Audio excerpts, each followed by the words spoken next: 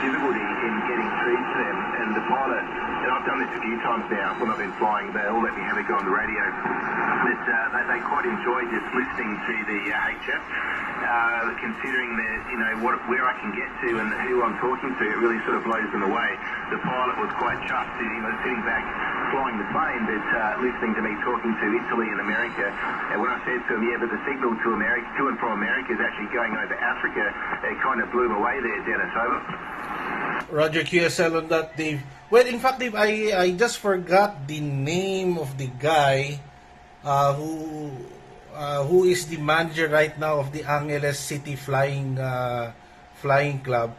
But I heard he's from Adelaide, Australia.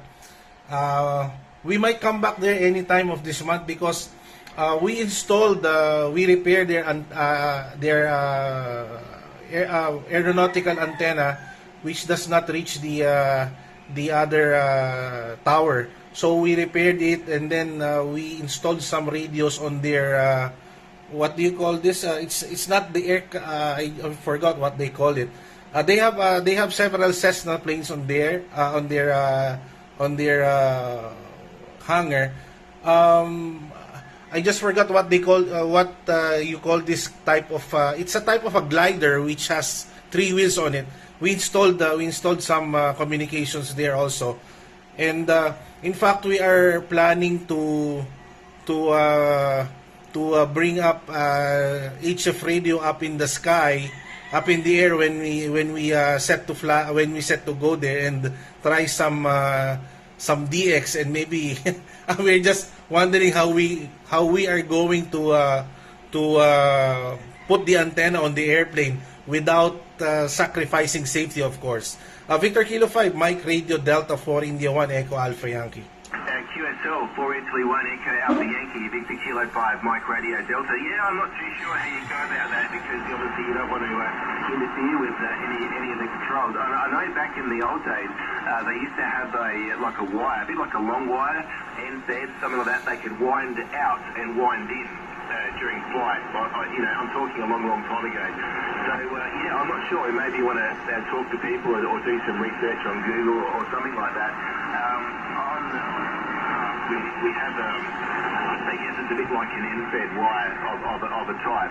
It exits the top of the fuselage, probably 2/3 the way down, and it terminates at the horizontal stabilizer on top of the rear vertical fin. And it's a pretty short antenna. It's only about maybe 2 meters long. It's loaded, I guess, to some degree. And the power on the aircraft was only about 100 watts. It runs a Honeywell communication system, which is incorporated into the multifunction display. So this is the jet I'm talking about.